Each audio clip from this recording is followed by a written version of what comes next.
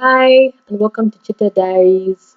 If you're new, thanks for tuning in. If you're old, thanks for coming back. And today's video, this is another Chita Chat. I do these once a month, even though today's is kind of late. It was supposed to have been, posted for October. So basically, I don't have a Chita Chat for October, but yeah, I'm doing one now for November.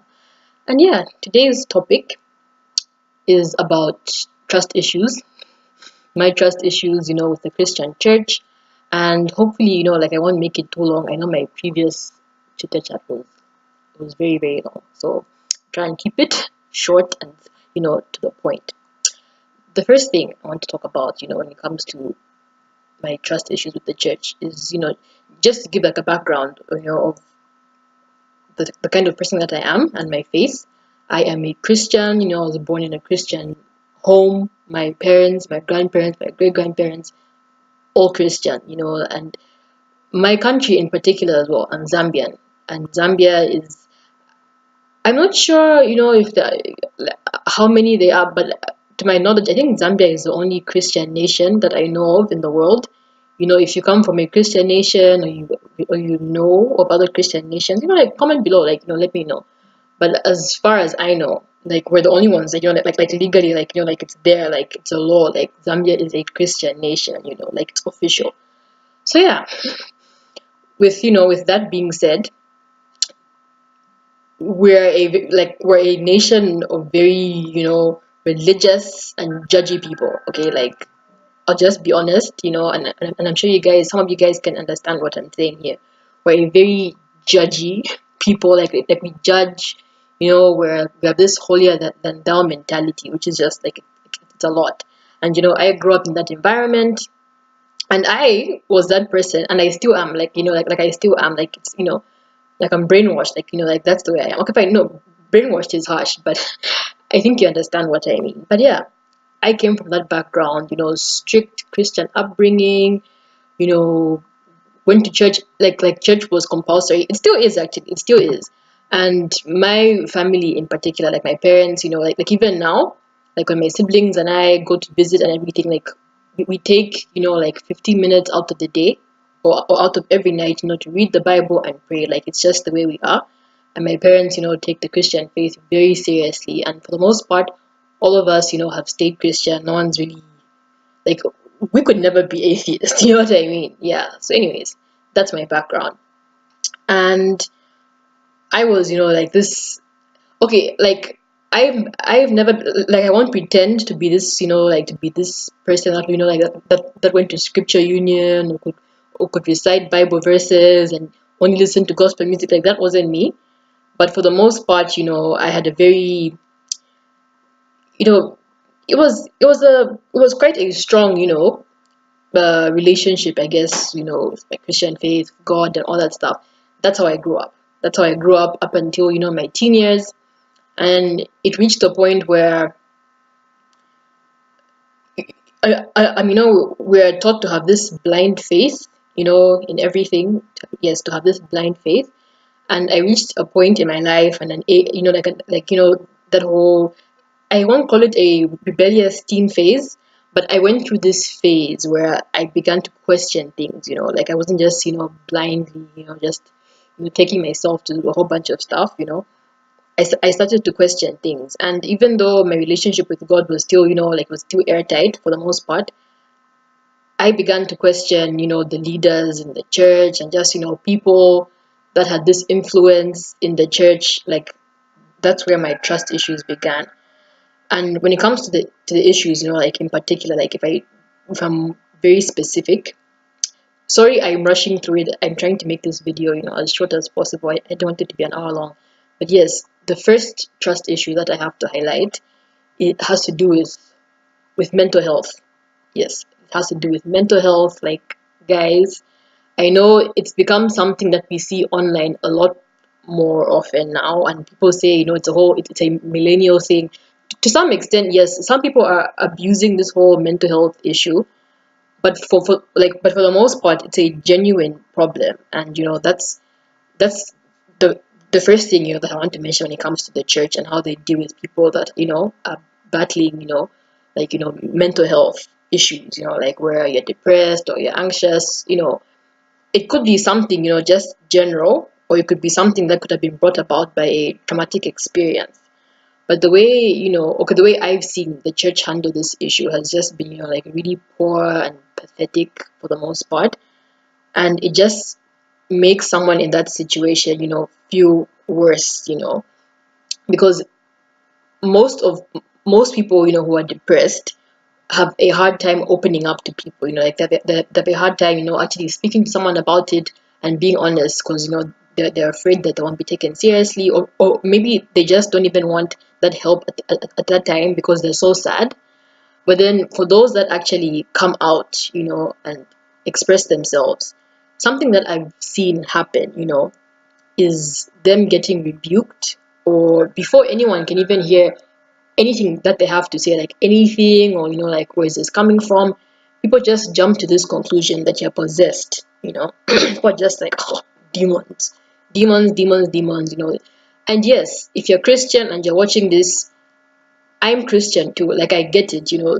Like, we don't fight things, most of the time, of the flesh. But I strongly believe that it's not. Yes, for the most part, it's spiritual. I believe in all of that. Sometimes, we're under attack, and all that stuff.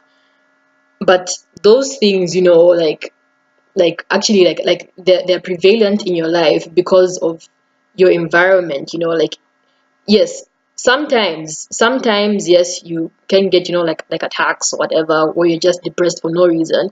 But most of the time, like, let's be honest, most of the time it's brought about by circumstances or events in your life. You know what I mean? So when people jump to this conclusion that you're possessed, and it's just this spirit that's trying to take over your life, it's it's so insensitive. It's so insensitive, and it doesn't help the person at all.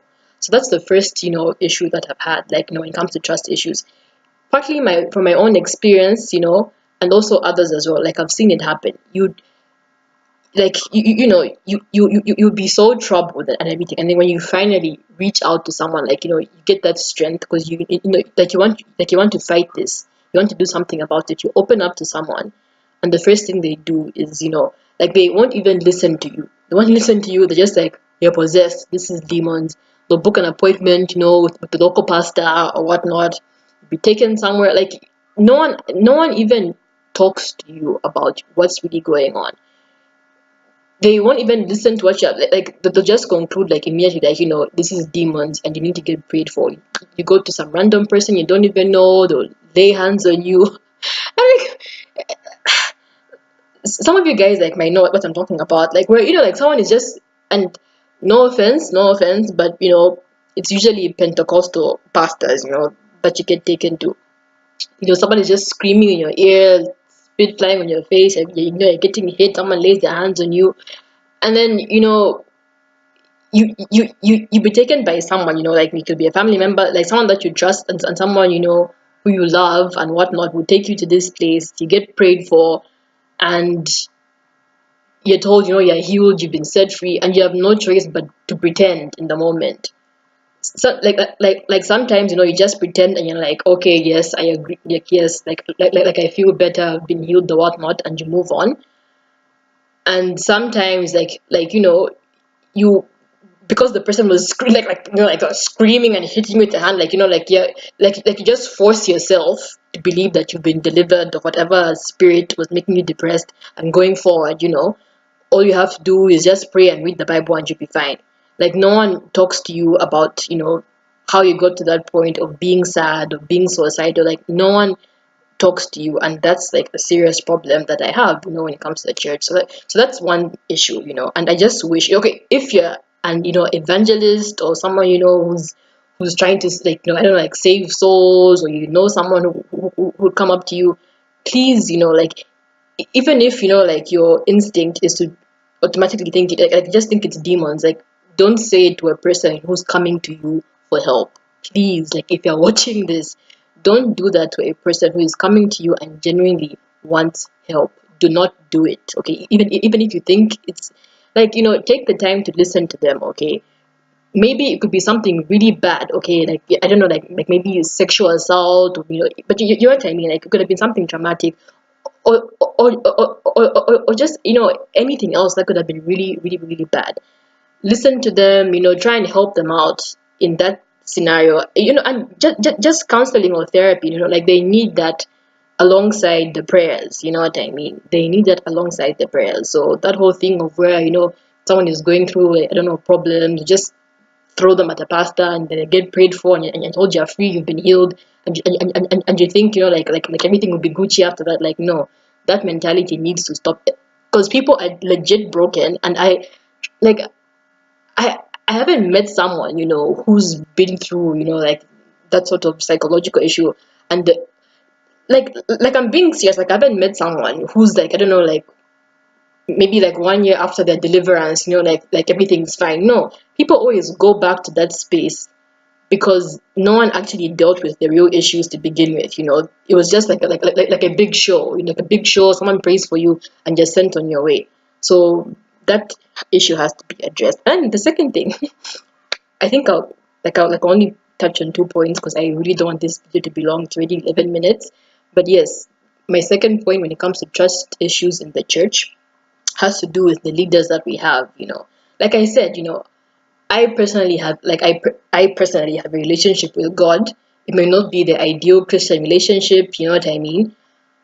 But like I have like developed like serious trust issues with the leadership that we have nowadays. And I'm a Christian. Like, what more atheists who look at us, and look at all these people on social media, or just TV, but like the really, really loud people who are out there making, the Christian faith look bad. That it just saddens me, and I have trust issues when it comes to, like, the leadership in the church. Like, I'll just give, like one random example, like a story time. Like I went, like someone took me to a Pentecostal church. I'm Catholic. I know, again, like I could do like a third point of my own trust issues with the Catholic Church, because there are many, but like I won't do that. I'll just, like stick to this. But basically, yes, like I was taken, by someone to a Pentecostal church. And like I sat there, and this was very recent, like it was, like maybe like a couple of months ago. Like I sat there, and it was basically a show. Like it was like an entertainment show. It was, like, I'm being serious. It was an entertainment show. It began with, like the whole rumba concert, praise and worship, whatnot, people speaking in tongues, and then there was the actual sermon. Yeah, like I sat there and I wanted to be moved. I wanted to be, like to learn something. Yes, like the a couple of points here and there which were relevant, and then moved on to, like the whole offering thing where you give money. Like that's fine, like that's fine. Offertory, like, is needed, for you to, I don't know, like maintain the church or whatnot. But then it moved on to that session where, people are getting prayed for. And they built up this hype, like this serious hype, like, oh, and they had this like anointing oil or like water or something. We're talking about how, people are giving testimonies. No, I used this on myself, like I was healed of this and that, or this happened, and I got a job, or I don't know, like I got pregnant, or I don't know, like demons were just cast out of me. Like it was intense, like it was intense, right? And I was just like, because like I'm no saint, like I'm not pure, like I want, like I got anxious. I'm like, oh, like I don't want that, like, manifesting here. Like I got very nervous, because like, if I leave now, like people will think, I don't know, like the demons in me like are making me leave. Like let me just sit here and and like tough it out. So that's basically what I did. Like I sat there and I toughed it out. And like they were going around and they were touching people, and people like were so serious, like they were so serious, they were into it, and they just like put their hands up. And I was like, okay, like this is deep, this is nice, you know what I mean? Like people are like genuinely seeking God. And then the person who took me there, right? Like when it was her turn, like she was so into it, like where, like, there's tears. And so anyways, it was my turn, it was my turn.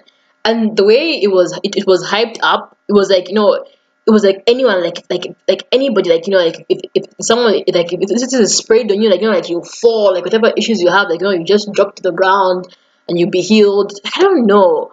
So anyways, it was my turn. Like, like I got sprayed, and I was just like, okay.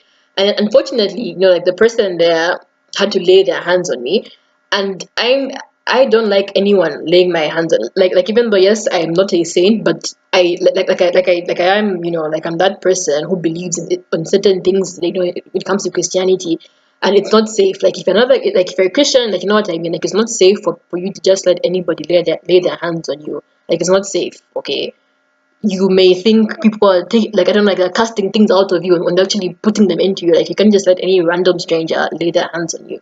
So, anyways, like I didn't want him to do it, but like I couldn't tap him on the shoulder and be like, oh, excuse me, like before you pray for me, like I'm not comfortable with being like I couldn't do that. So like I just stood there and I got prayed for or whatnot.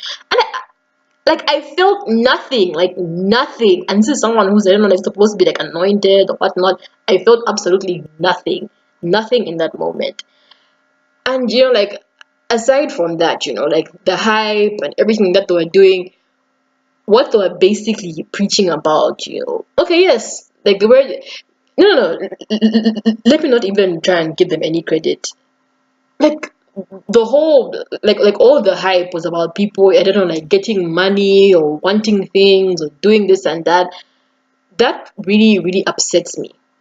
It upsets me, when it comes to the church, of how like it's just become this thing where even as people are preaching, like as they are preaching, like even the way they structure their sermons, it's about them, like bettering themselves. It's for their own selfish interests for the most part. I mean, like these ministries, like it's like brands now. Like they sell anointing oil and anointing water or anointed handkerchiefs, and I'm just like what's going on here? What's going on here? And then what upsets me? Okay, like I keep saying, like I'm no saint, but when it comes to souls, like the goal for every Christian on this planet, all of us, like we believe it, like we believe there's a heaven and we believe there's a hell. Like that's what we believe in the Christian faith. And if you read your Bible, if you grew up, in like those like those legit old school Sunday schools, all those teachings, it's about saving people's souls. Like that's the whole point of the gospel, to save people's souls. But nowadays, like it's so depressing. Like it's just disgusting. Like you could be on social media, it could be TV. Like one out of every sermons that I see actually like that like they're actually trying to save your soul. Like they're trying to help you on your Christian journey to get closer to God. Like that's the end goal, to make it to heaven, to have this relationship with God, to be like to be like if you weren't Christian, to be truly born again. Like one out of maybe even one out of every thousand, is actually focused on saving your soul. Nowadays people just, they're just loud and they scream, and and something else that really upsets me about, like these the social media evangelists of nowadays. The and yes, like someone, first of all, like there's a lady called Love Hope Mama. Like it's just one word, like Love Hope and then Mama, Mama. You can follow her. Like she has a YouTube page and an Instagram and a Facebook. But I think she posted this live video on her personal like Facebook. But I was just like clapping when I heard it, and yeah, like she's very churchy, like very, very churchy. But she did this very real and honest video, and I'm glad it was coming from someone like her and not someone like me. Like I'm someone like me, like doing this video, like you can choose to ignore me, but from her, like it had some weight because she's very churchy, like very churchy.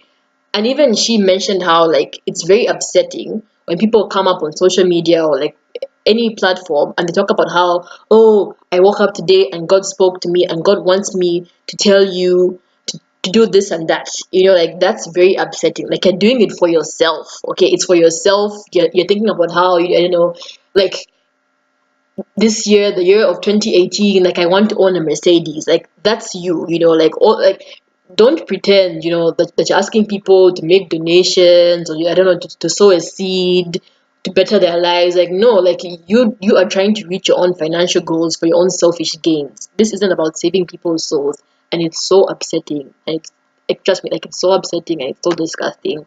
And I wish that people would stop doing that. And because I see this everywhere, it just puts me off. Like it puts me off. And I'm someone who actually grew up in a Christian household. Like what more people, who are trying to come, who are trying to find God. You know what I mean? Like these horrible people are blocking them from the truth. Like the true Christian faith. And even okay, fine. And even those who actually make it, like they'll want to be born again. They want to find Christ. They'll go to these random churches, and they'll pledge themselves there, and they aren't even being taught, like what they need to know, like to make it and to be born again and to be happy and to have a real relationship with God. These people like they're getting cut off by these horrible, horrible people who are just doing it for their own selfish interests.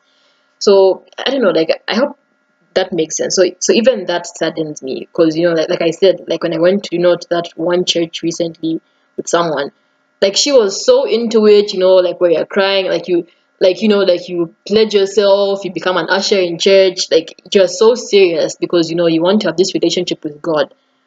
But the people that are leading you like aren't really, they're not doing it for the right reasons, and sadly they might even be leading you astray. So I don't know, like it's just very, very sad. And when I think about it, like in that moment when I was looking at her, like on my side, like she was so into it, getting prayed for by somebody like I don't know, like maybe in his head, like he wasn't even into it. He was thinking about like I don't know, like what he's going to do later. And by the way, like some of these elders, by the way, so like that church, right? Like there was some family friends there. Like I met one of those elders who was up there at the front at some dodgy place. You know what I mean? Like I saw him there. Don't ask me what I was doing there, but I saw him there, right? And I told one of my friends, I was like, this person is like an elder at church. Like I was so ready to walk up to him and be like, hi uncle, oh long time. Like how's auntie? Like I haven't seen. Maybe I should text auntie and tell her that that I met uncle here. Just to see how like I wanted to be so petty, and walk up to him, but for some reason, because he saw me there, and then like I don't know, like when I wanted to go find him and be petty, and hint to him that I was I'm like, what are you doing here, Mr. Elder? Like he wasn't there anymore, so like maybe he sensed and he walked like, and he left. I don't know. But anyways, back to that point of where this person who I went to church with, like she's so into it, right? She's so into it, and maybe the people that are that are leading her like aren't even doing like the right job, and they might be leading her astray, and it's like it breaks my heart, and I'm just like, please, like if the world ended today, like God, like please, like yes, I know, like I have I mean that Bible verse of where like like our clothes should be white or whatnot. Yes, mine has, I don't know, like oil stains on it, but for people like that person who are genuinely trying, like the sweetest people in the world, and they're genuinely trying to find the face of God, they may not have known him before, but they're actually trying now, and then they're getting led astray by these opportunists who aren't even in it, to win souls. Like please, God, like on Judgment Day, like have mercy on these people who like legit want to find you. Like I really hope on that day, like please, like he really needs to cut some slack to people who genuinely were trying to like seek him, even though they're being led astray. I don't know, but yeah, this has been a very random chitter chat. But yeah, it's a topic that's I don't know, like it really touches me. It touches me, and I don't know, like we just live in extremely wicked times. Like I don't want to get too deep into it, but I don't know, like I was someone who was just like I did this whole blind faith, but then I've gotten to a point where I don't want to risk my soul. Like I'd rather mess up on my own. You know what I mean? And then I have this relationship with God, like me and God. We understand each other. Like I prayed and everything, but I'm not going to put my soul in the hands of another human being, because human beings are just, I don't know, like there's like I don't know, they're like 10 times evil these days. Like I don't understand it, and it's just really disgusting and unfair. And yeah, like in conclusion, if you're watching this, if you're a Christian, or if you're not a Christian, and like you're trying to get saved, be careful. Be careful, because not everyone who says they're Christian, not everybody who says like, by the, first of all, am I the only person like who like I don't know, even just YouTuber, like I'm watching a YouTube video with someone, I don't know, like do you, boo, like you can be whatever, like, you can be like you can be yourself, like you can be real, and then someone will be like, oh, and then they'll mention God, like, oh, like I believe in God. Like, am I the only person who's just like, which God? You know what I mean? Like, which God? But anyways, yeah. If you're, like you're trying to be saved and everything, just be careful. Like, not everybody who says they're Christian is Christian, or like has good intentions. And for the most part, like just try very hard, to build your own personal relationship with God. Like have this relationship. Like yes, if you're going down that route, like definitely, just try to have this one-on-one relationship with God. And then of course you need guidance. If you're new to this, you need guidance and everything, but have that in the back of your mind that not everybody is genuine, like not everybody is pure. Try and guard yourself. Don't be too exposed or too vulnerable. Try and weigh things out. So that's what I have to say. But yeah, it's not all bad. It's not all bad. There are other people, who have seen, what I've seen. And not every like evangelist on social media or YouTube or whatnot is bad, or on TV. Like I've seen a few, and like from the younger generation who are seeing these issues, like I mentioned, that whole mental health thing. And one more thing that I want to mention, when it comes to like faith and people just being judgy, someone might be promiscuous, or you could be an alcoholic. You could have done so many bad things in your life, and you may try and approach certain people, and they'll just tell you it's bad. Like they won't tell you why it's bad. They'll just be like, no, the Bible says this and that, and it ends there. Like no one explains things to you, and then it's just very off-putting. But thankfully, like there are some people, like some Christians, people who are starting ministries nowadays, who keep it real. Like and I know, even as I'm saying this, like it's because of the person that I'm about to mention. But the lady on YouTube and Instagram, her name is it Ruth Naomi? But her page is called Far, so double FAR on YouTube. Like I like her. Like she's one of the few people, who, and this is like her catchphrase. Her catchphrase. She keeps it real. So like if you're trying to grow in your faith and everything, definitely check her out. Like I like her channel. You know, and yes, she's her own person. And yes, even I have to like take everything, like yes, even I have to guard myself when it comes to just having some Christian content out there that I can watch, something that can keep me like in check. I like her channel because she does, like she's talked about the issues that I've addressed in a very realistic way, not where you just say no, this is black and white, do this and that with no explanation.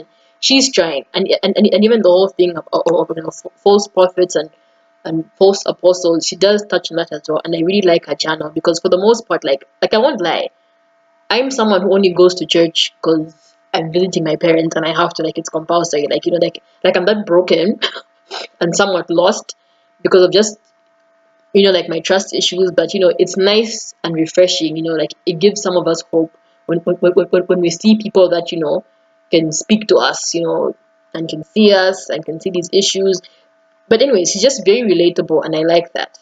So yeah, that's the end of this month's Chita Chat. I hope you enjoyed it. If you're new, definitely subscribe. I don't only do Chita Chats, like I do a whole bunch of videos. I do vlogs. Sometimes I do hair videos, even though like I want to do more of those. But yeah, if you're new, definitely subscribe. If you enjoyed this video, give it a thumbs up. And I really, really hope, because this topic, this is a very serious topic to me. So if you're in the same shoes, or you're just curious and you watched it, and there's something that you wanted to ask or comment on, or or add to, definitely comment below. And yes, thanks so much for watching, and I hope I see you in my next video. Bye.